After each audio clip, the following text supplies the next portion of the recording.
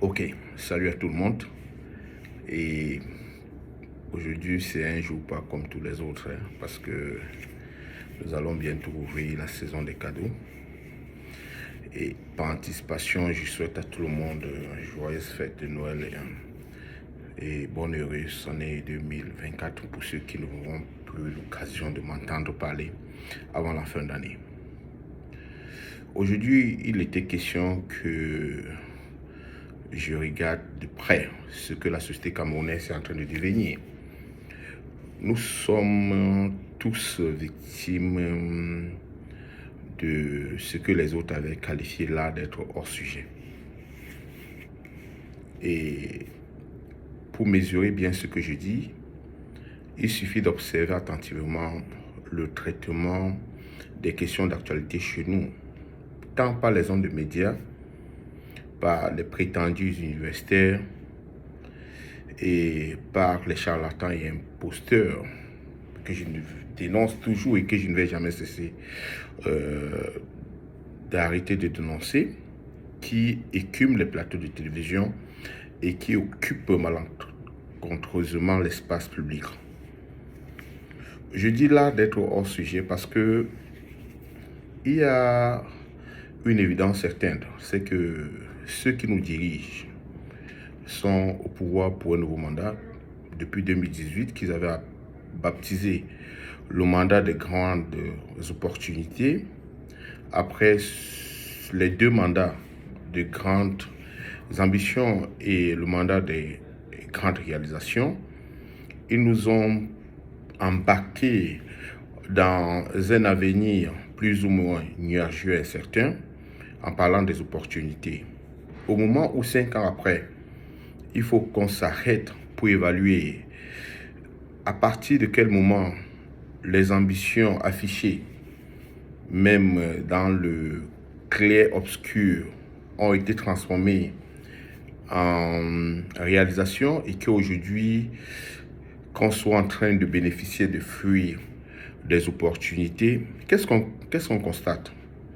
On constate une absence totale du dirigeant en chef que nous pouvons aujourd'hui dire avec certitude que lui-même il est victime de ce que j'appelle un abus de faiblesse et tout ce qui l'entoure coupable d'abus de faiblesse. Au moment où il faut questionner ou interroger le résultat de ces opportunités après 5 années de gestion, au moment où il faut questionner et interroger la mise en pratique des résultats des parlementaires issus des élections de 2020, on est toujours dans ce que j'appelle le hors-sujet. Je prends un sujet comme la mort du professeur émérite Mono Nzana. Il est mort, un président de parti politique a tué pour exprimer ses sentiments. Et c'est l'occasion d'indiquer que les sentiments ne sont pas universels. Ce n'est pas une réponse automatique à une question mathématique pour qu'on espère que tous nous dirons la même chose. Et l'actualité d'aujourd'hui avec la mort d'Henry Kissinger, si vous visitez les presses américaines, on vous dira sans doute que c'est le secrétaire d'État américain le plus puissant depuis 1973 et que de 1977 jusqu'à nos jours, il a toujours eu une oreille très attentive à ses côtés pour donner les grandes orientations de la réelle politique américaine. Lui qui a été plus ou moins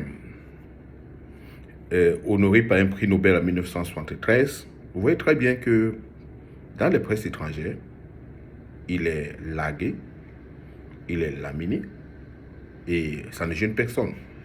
Donc cette escroquerie autour du respect de la mémoire des morts, c'est une invite à une posture plus ou moins acceptable, mais il ne faut pas imposer cette posture à tout le monde.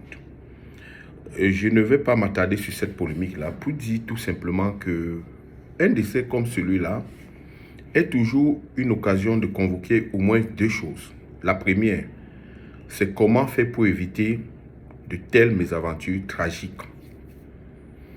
Et cette question-là, tout au moins, va nous amener bien sûr sur des questions de gouvernance. Vous voyez très bien que quand on parle de ce décès, personne n'indique que ce monsieur a été victime d'un accident de circulation.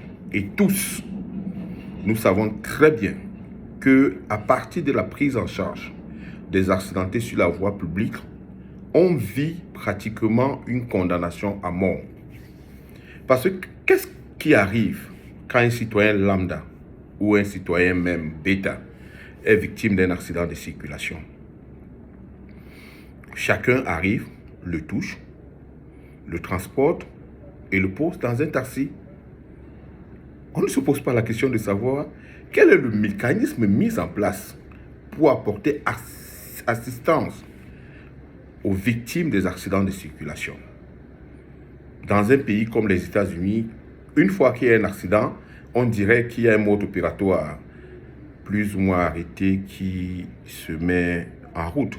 Vous allez voir arriver la police, l'ambulance et les pompiers.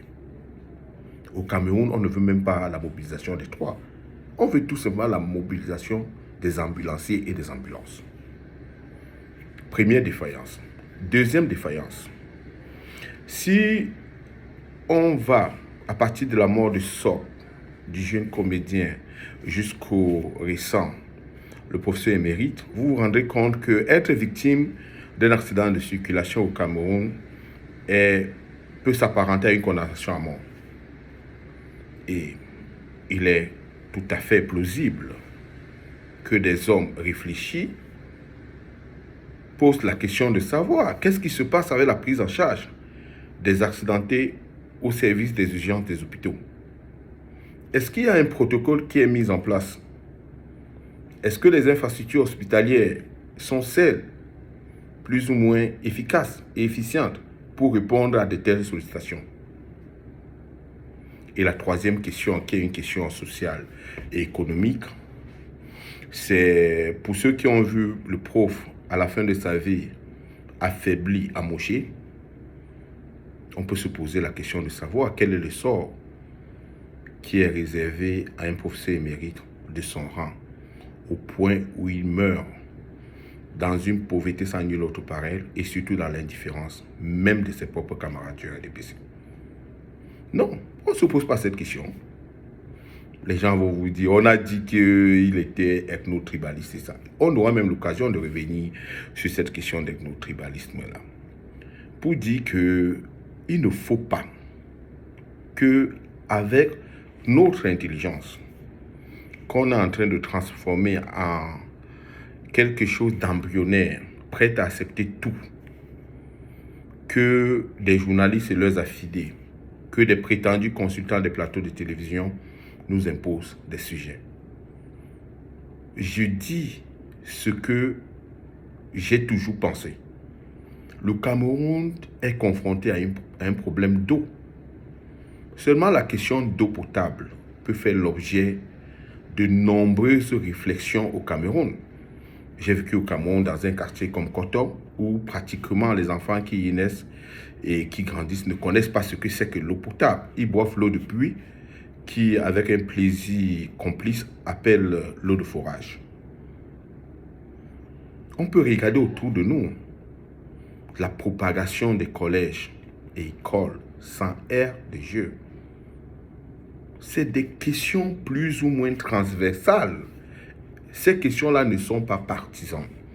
Que ce soit les questions des infrastructures dans des hôpitaux, que ce soit les questions des aires de jeu dans des écoles et collèges,